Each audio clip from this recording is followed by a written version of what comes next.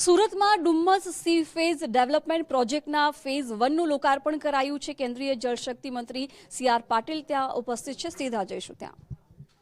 સુરત શહેર ભારતીય જનતા પાર્ટીના પ્રમુખ શ્રી પરેશભાઈ પટેલ, ધારાસભ્ય શ્રી સંગીતાબેન, ધારાસભ્ય Shri Sandipbhai, deputy mayor Shri doctor Narendrabhai, સ્થાયી સમિતિ chairman Shri Rajanbhai, commissioner Shri S Nagarajanji, શાસક પક્ષ નેતા શ્રીમતી શશીબેન ત્રિપાઠી, દંડક શ્રી ધર્મેશભાઈ વાણિયાવાલા, પૂર્વ મેયર શ્રી નિરંજનભાઈ, દંડક શ્રી ધર્મેશભાઈ વાણિયાવાલા, પૂર્વ મેયર શ્રી નિરંજનભાઈ જાજમેરા, પૂર્વ મેયર શ્રીમતી હેમાલીબેન બોગાવાલા, વિવિધ સમિતિના ચેરમેનશ્રીઓ, અધ્યક્ષીઓ, કોર્પોરેટરશ્રીઓ અને મહાનગરપાલિકાના કાર્યક્રમમાં આમંત્રણને માન આપીને સૌ પધારેલા ભાઈઓ અને બહેનો, આપ સૌને નમસ્કાર।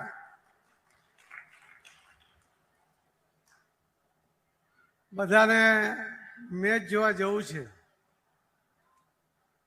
અમદાવાદ તો મોટેરા પર ના પહોંચાયું, પણ ટીવી પર તો પહોંચ્યું જ છે। પહોંચ્યું છે કે નહીં? આવું ડીલ वाह,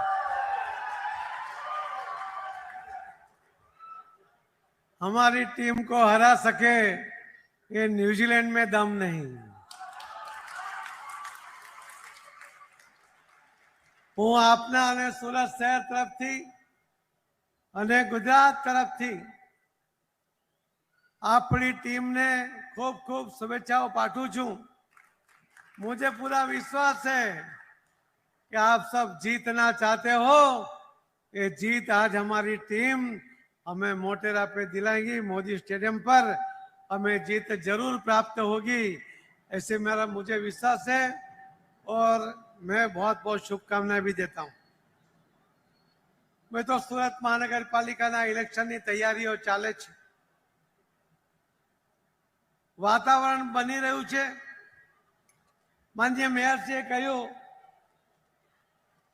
કે કદાચ આજે એમનો છેલ્લો મોટો કાર્યક્રમ છે અને એટલા જ માટે એમની તૈયારી પણ જયત હતી, પરંતુ જેમ એમની શરૂઆત સારી હતી તેમ એમણે છેલ્લા દિવસોમાં બી 1000 કરોડનો સિક્સર ફટકાર્યો છે।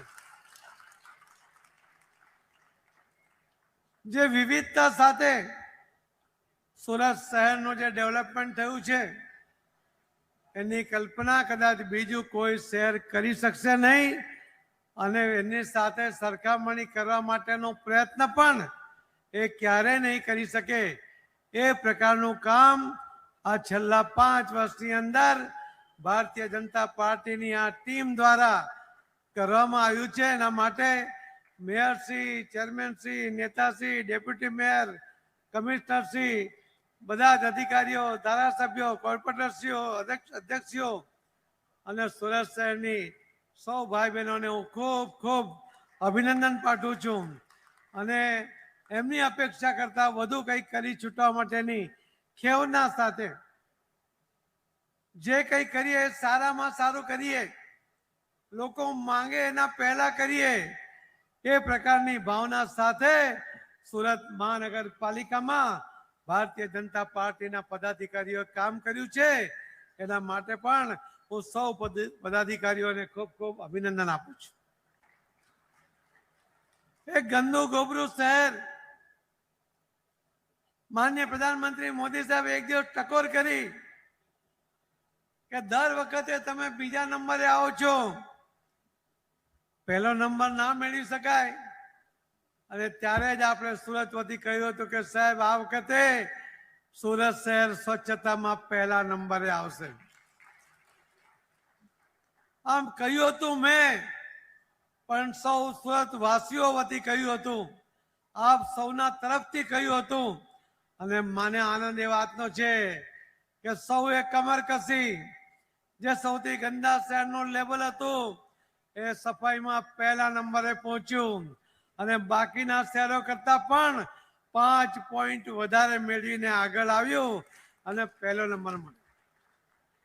સુરત શહેરની જે વાત હમણાં મેયરશ્રીએ કરી કે આ સફાઈમાં પહેલો નંબર મેળવવા માટેનો જસ જો કોઈને જતો હોય તો સુરત મહાનગરપાલિકાના સૌ સફાઈ કર્મચારી ભાઈ બહેનો